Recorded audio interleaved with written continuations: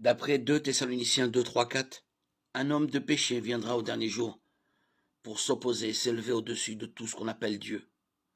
En Daniel 7, on peut lire une vision dans laquelle Daniel a vu 4 bêtes qui représentent des royaumes jouant chacun un rôle important dans le dessein prophétique de Dieu.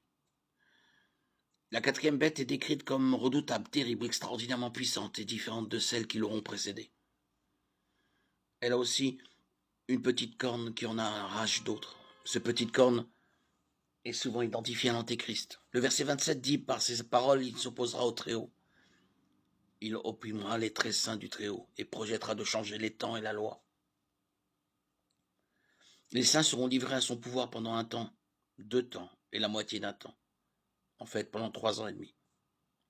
En Daniel 8, la vision du bouc et du bélier identifie un roi qui s'élèvera au dernier jour, détruira de nombreux peuples et s'élèvera contre Christ, mais sera finalement brisé.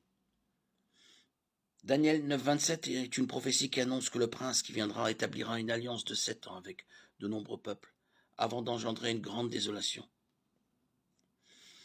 Qui sera cet antéchrist? Personne ne le sait avec certitude. Mais de nombreuses théories ont été proposées, notamment qu'il pourrait s'agir d'un arabe. Indépendamment de toutes ces théories, il faut noter un certain nombre de parallèles entre la Bible et la théologie chiite. D'après la Bible, elle nous dit que l'antéchrist dominera le monde pendant 7 ans. Et l'islam affirme que le 12e imam dominera le monde pendant 7 ans. Ensuite, les musulmans s'attendent à 3 années de chaos avant l'avènement du 12e imam.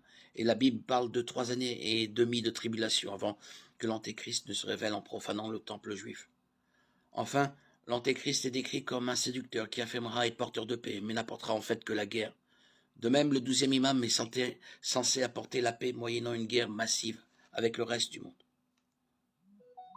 L'antéchrist sera-t-il musulman? Dieu seul le sait. Y a-t-il des liens entre l'eschatologie islamique et l'eschatologie chrétienne? Il est clair qu'il semble y avoir des corrélations directes qui donnent l'impression de dire le récit d'une grande bataille, d'abord du point de vue du perdant qui cherche à sauver la face, puis de celui du vainqueur. Jusqu'à ce que nous voyions ces choses s'accomplir, souvenons-nous d'1 Jean 4, 1, 4. Bien-aimés, ne vous fiez pas à tout esprit, mais mettez les esprits à l'épreuve pour savoir s'ils sont de Dieu. Car plusieurs prétendus prophètes sont venus dans le monde. Voici comment identifier l'Esprit de Dieu. Tout esprit qui reconnaît que Jésus est le Messie, venu en homme, est de Dieu. Et si un esprit ne reconnaît pas que Jésus est le Messie, venu en homme, il n'est pas de Dieu. C'est l'esprit de l'Antichrist. Vous avez appris sa venue, et maintenant déjà il est dans le monde.